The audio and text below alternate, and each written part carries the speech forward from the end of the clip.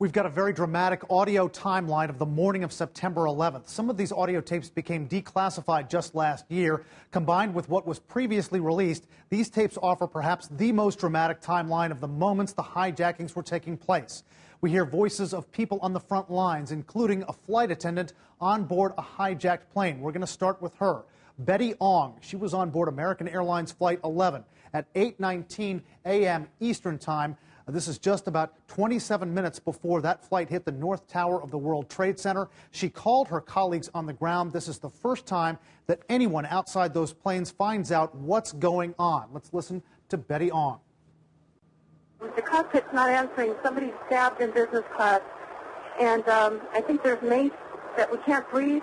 I don't know. I think we're getting hijacked. Just 5 minutes later, at 8:24 a.m. Eastern Time, just 22 minutes before impact on the North Tower, you hear the haunting voice of the lead hijacker, Mohammed Atta. Boston Air Traffic Control picks up his voice in the cockpit as he's talking to the passengers. Listen to Mohammed Atta. Is that American 11 trying to call? Buddy, we have some planes.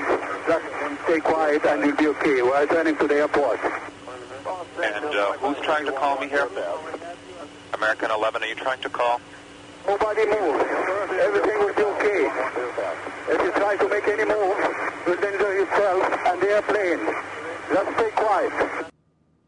Just incredible to hear the voice of the lead hijacker, Mohammed Atta. Now, just over half an hour later, at 9:02 a.m. Eastern Time, air traffic controllers trying to figure out what's going on with the second plane. This is United Airlines Flight 175. Follow the purple track here. It has already looped south of New York, heading north toward the South Tower of the World Trade Center, and two air traffic controllers practically narrate the impact. Take a listen.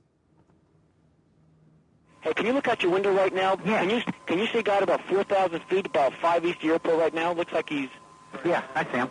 You see a guy, look, is he descending for the building also? He's descending really quick, too, yeah. Well, that's 2,500 feet now. He just dropped 800 feet in like one sweep. That's another situation. What kind of airplane is that? Can you guys tell? I don't know. I'll read it out in a minute. Another one just hit the building. Wow. Wow. Another one hit it hard. Another one just hit the World Trade. The whole building just came apart. Holy smokes.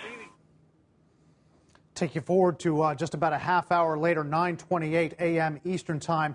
You've got air traffic control trying to track United Airlines Flight 93. Cleveland Air Traffic Control is trying to get another flight, American Airlines Flight 1060, to help find Flight 93. But that Cleveland controller picks up some audio from inside Flight 93. If you listen carefully, you can hear people screaming.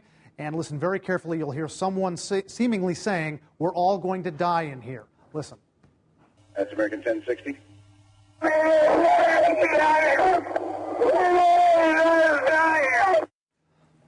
And of course, just minutes later, that plane hits the ground in southern Pennsylvania in the town of Shanksville.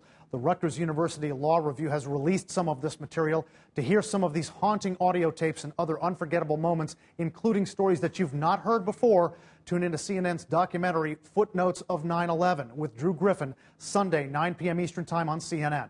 Brian Todd, CNN, Washington.